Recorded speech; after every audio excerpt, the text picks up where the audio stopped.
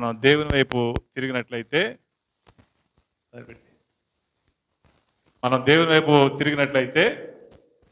తిరిగి ఆయన్ని ఆరాధించినట్లయితే దేవుడు ఎంతగానో సంతోషిస్తాడమ్మా. నువ్వు దేవుడిని సంతోషపరిస్తే దేవుడు అంతగా నిన్ను నన్ను కృప చూపి ఆశీర్వదిస్తాడు. దేవుడు మహిమ కలుగును గాక కదా. ఇక్కడ ఒక మాటను మనం గమనించాలి. ఆ మొదటి వచనంలో ఏముంది అక్కడ? యెహోవా ఎన్నాళ్ళ వరకు నన్ను నిత్యం మరిచెదవా, నాకెంతకాలం నువ్వు విముఖుడివై ఉంటావని ఇక్కడ మన సహోదరుడు ఒకడు ప్రార్థన చేస్తున్నారు, దావీదు గారు. దేవుడు మర్చిపోతాడా? చెప్పాలి. దేవుడు మరుస్తాడా? ఒకటి. దేవుడు మనకు విముఖుడిగా ఉంటాడా? హల్లెలూయా, దేవుడు మహిమ కలుగును గాక. కానీ ఇక్కడ ఆయనకు పరిస్థితి ఎదురైంది. ఒక సంకటమైన స్థితిలో ఉన్నాడు ఆయన. ఒక ఇబ్బందికరమైన పరిస్థితిలో ఆయన ఉన్నాడు. ఆ పరిస్థితిలో ఆయన చేస్తున్న ప్రార్థన, మొరపెడుతున్న ప్రార్థన. హల్లెలూయా కదా. దేవుడు మనకి ఏం వాగ్దానం చేశాడు?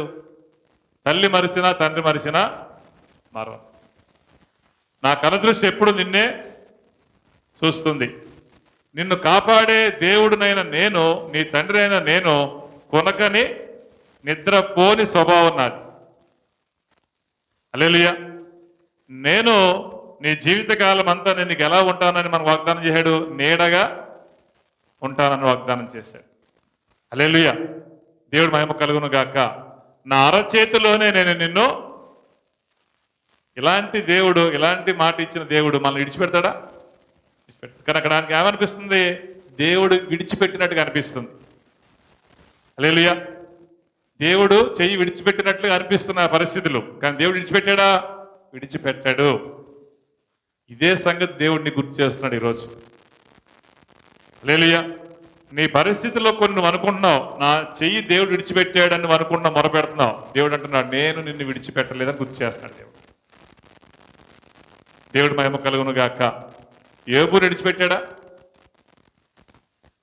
మేషక్ షడ్రక్ అబేద్నెగోలను విడిచిపెట్టాడా?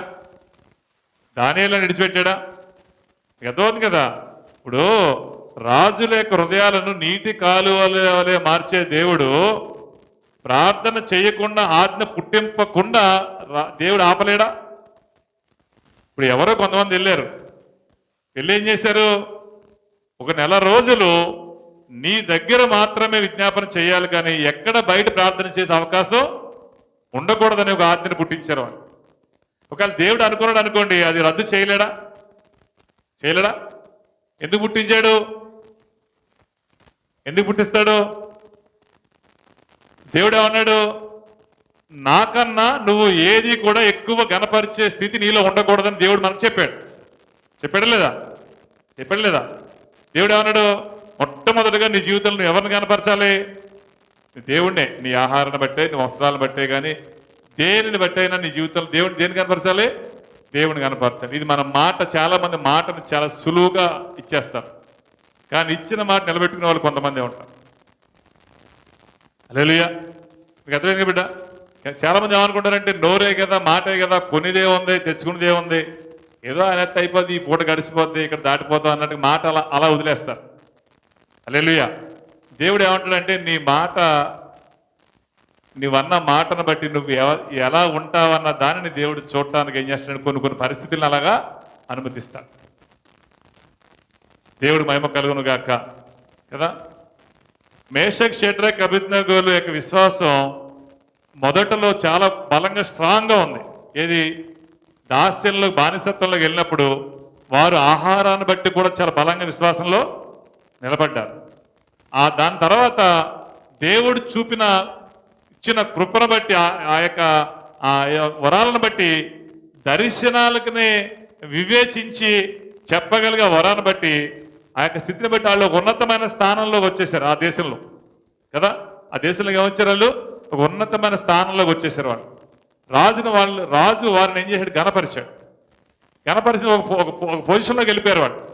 అప్పుడు దేవుడు అనుకున్నాడు అన్నమాట, ఈ పొజిషన్లో ఈ వ్యక్తులు ఎలా ఉంటారా అన్నది మొదటి. హల్లెలూయా, అర్థమవుతుంది కదా. ఇప్పుడు ఏమీ లేనివాడిని ఏం శోధిస్తావు? ఇప్పుడు విశ్వాసం అంటూ తెలియని వాడికి విశ్వాస పరీక్ష పెడితే లాభం ఉందా? లాభం ఉంటుందా? ఏం తెలియదు ఆడికి. నువ్వు పరీక్ష పెడితే ఏముంది, ఆడికి ఏం తెలుస్తుంది పరీక్ష ఎలా పాస్ అవుతాడు? అలా తెలియదు ఆడికి, ప్రిపరేషన్ లేదు ఆడికి, ఎలా పాస్ అవుతాడు? కానీ దేవుడు ఏం చేస్తాడు తెలుసా, నిన్ను ప్రిపేర్ చేసి పరీక్ష పెడతాడు. ఇప్పుడు 10th పరీక్షలు రాయాలి, నీకు బుక్స్ ఇచ్చి నోట్స్ ఇచ్చి పరీక్ష రాయమంటాడా? ఏమీ లేకుండా పరీక్షలు కూర్చోబెట్టి పరీక్ష రాయమంటాడా? చెప్పాలి. ఏం చేస్తాడు? 1 సంవత్సరం పాటు నీకు ఏం చేస్తాడు?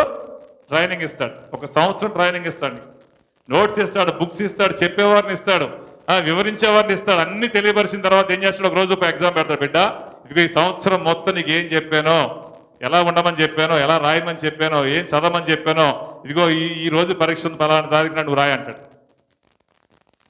ప్రభువా పరీక్ష ఎందుకు, నేను చదువుకున్నా కదా, అన్ని నువ్వు చెప్పింది విన్నాను, రాసుకున్నాను, నువ్వు చూసావు కదా, పరీక్ష అవసరం అంటే ఒప్పుకుంటాడా? హల్లెలూయా. మీకు అర్థమైంది కదా, పరీక్ష కంపల్సరీ ఉంటుంది. ఇది గుర్తుపెట్టుకోండి మీరు. ఏముంటుంది? పరీక్ష. ప్రతి వస్తువుని పరీక్షిస్తారు. మరి నిన్ను పరీక్షించొద్దా పరలోకానికి వెళ్ళే ముందు? హల్లెలూయా. నువ్వు దేనికి వస్తున్నావో, ఎందుకు వస్తున్నావో, ఏ విషయం కొరకు వస్తున్నావో, దేని ఆసక్తి కొరకు వస్తున్నావో, ఏ సంగతి కొరకు వస్తున్నావో, దేవుడు సమస్త ఎరుగున దేవుడు పరీక్షించడం నేను. హల్లెలూయా. పరీక్షిస్తాడు. ఆ పరీక్షలో మనం ఏం చేయాలి?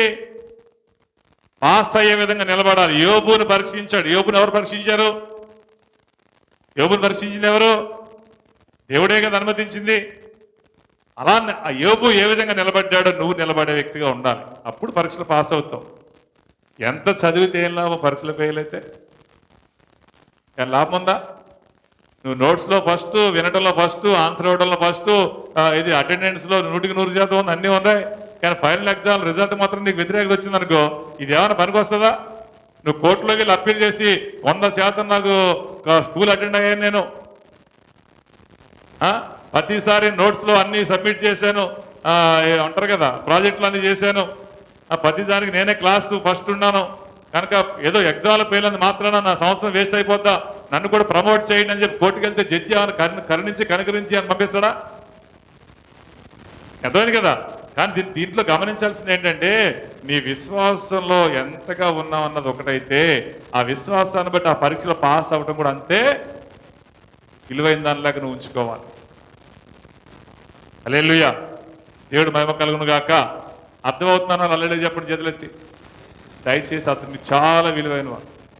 అందుకే అక్కడ ఆ కీర్తనలో చివరిలో చూడండి ఏంటంట, యెహోవా 5వ వచనంలో, నేనైతే నీ కృపయందు ఏంటంట, నీ రక్షణ విషయమై, ఆయన ఇచ్చిన రక్షణ విషయమై నీ హృదయం సంతోషిస్తుందా? యెహోవా దేవుడు నీకు మహోపకారాలు చేస్తాను అంటున్నాడు. ఇక్కడ ఏం చేశాడు? అక్కడైతేనేమో ఆ ప్రభువా ఎన్నాళ్ళు విడిచిపెడతావు అంటున్నాడు. ఇక్కడ వచ్చాడు ఏమంటున్నాడు? నాకు ఎంతో ఉపకారం చేసావు అంటున్నాడు. హల్లెలూయా. ఇప్పుడు రియలైజేషన్లోకి వచ్చాడు. ఇక్కడ మొదట్లో ఏముంది? ఆయాసం, ఆవేశం, తొందరపాటు, అడిగింది ఏదో దొరకలేదు అనుకో తొందరపాటు, ఎందుకు రావాలి సంఘానికి, ఎందుకు రావాలి చర్చికి, ఇంకా దేవుడు ఎందుకన్నా, ఇంకా దేవుడు ఎందుకన్నా అని ఈ విధంగా ఉంటాయి కొన్ని మనకి పరిస్థితులు. కానీ ఆఖరి ఏమొచ్చింది? నువ్వు ఎంతో ఉపకారం చేస్తావు ప్రభు అంటున్నాడు. ఏం ఉపకారం చేయడంట? ఏది అదంతా ఒకసారి చెప్పింది ప్రార్థనే కదా. ఒక వచనం ఒకసారి, ఒక వచనం ఒకసారి, ఒక వచనం ఒకసారి చేసింది కాదు కదా.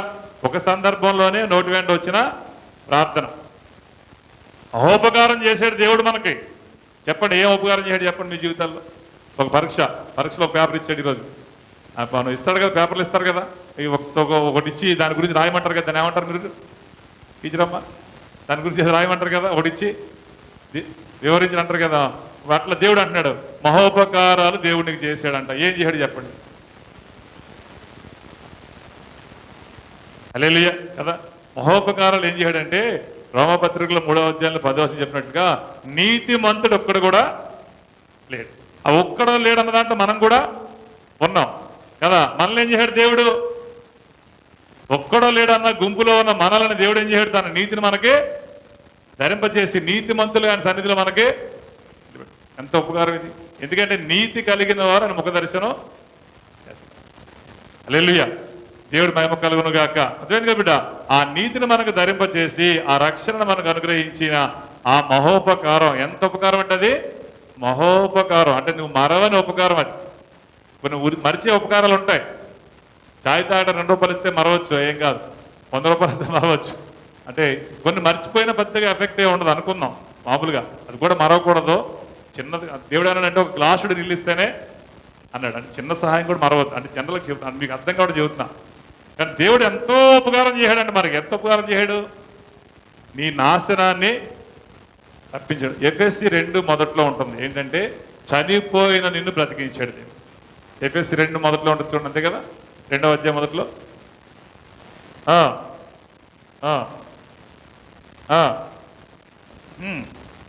చూసారా, చనిపోయిన వారుగా ఉన్న మనల్ని క్రీస్తులో కృపను బట్టి మనల్ని ఏం చేయడైనా. ఇది వాక్యం నమ్ముతున్నావా? నమ్ముతున్నారా? నమ్మరాలేదు చెప్పండి. ఇది ఇది ఇది సత్యం బిడ్డ, సత్యవాక్యం. ఇది నిజమైన మాట. నిన్ను బ్రతికించాడు దేవుడు.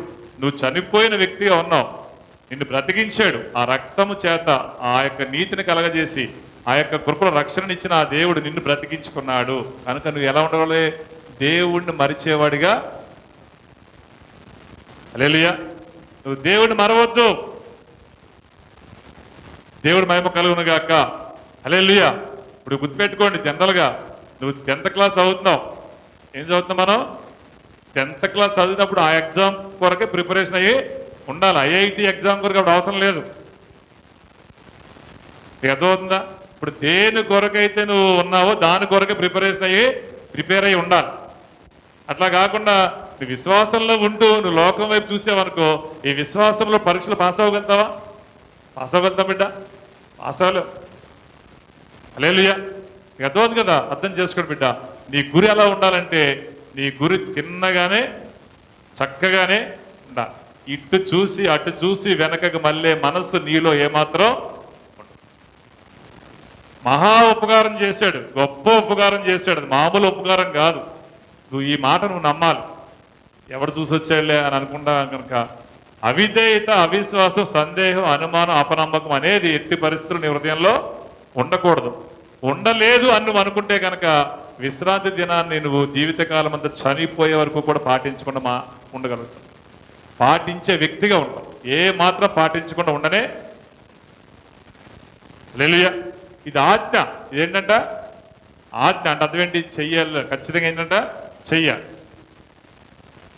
అంతేగాని ఏదో మన పరిస్థితులను బట్టి, ఏదో మనకున్న ఆలోచన బట్టి ఈరోజు వెళ్ళకపోతే ఏం కాదు, మళ్ళీ వారు వెళ్తా కదా, బల్లకి వెళ్తా కదా. మనకు బల్ల వస్తే ఏమైపోతుంది? మందిరం మనకి సరిపోదు. బయట కూర్చోందరు, చెట్ల కింద కూర్చుంటారు బల్లల కింద వెళ్ళి కదా. అంటే అర్థం ఏంటంటే బల్ల తీసుకుంటే సరిపోతుంది అన్న రీతిలో కొంతమంది ఉన్నారు ఈ రోజుల్లో. హల్లెలూయా. దేవుడు మహిమ కలుగును గాక. బల్ల తీసుకుంటే సరిపోతుంది దేవుడు అన్నాడా? సమాజముగా కూడుకోవటం మీరు మానొద్దని ఎబ్రీ రాసిన పత్రికలో స్పష్టంగా చెప్పాడు. మానితే ఏం జరుగుతుంది అన్నది కూడా చెప్పాడు అక్కడ. ఏం జరుగుతుందంట? అలా సమాజముగా కలుసుకొనకుండా మానిన దాన్ని బట్టి అలా మానిన వారు ఏమైపోయారంటే రాను రాను లోక ఆశల కోరికల్లో పడిపోయి నశించిపోయారని చెబుతాడు దేవుడు. హల్లెలూయా. దేవుడు మహిమ కలుగును గాక. కనుక దయచేసి ఈ దినమందు ఇచ్చిన ఈ యొక్క సమయంలో మాట్లాడే యొక్క మాటలను బట్టి నువ్వు దేవుడు నన్ను విడిచిపెట్టాడు అన్న మాట నీ జీవితం రాకూడదు. నీ యొక్క విశ్వాసాన్ని సరి చేసుకోవాలి, దేవుని వైపు తిరగాలి, ఒక బలమైన విశ్వాసంలో నువ్వు కొనసాగే వ్యక్తిగా ఉండాలి. అప్పుడు నీకు నీవుగా మేలు చేసుకున్నట్లు. అలాంటి కృపలో దేవుడు మనల్ని నడిపించును గాక. ఆమేన్.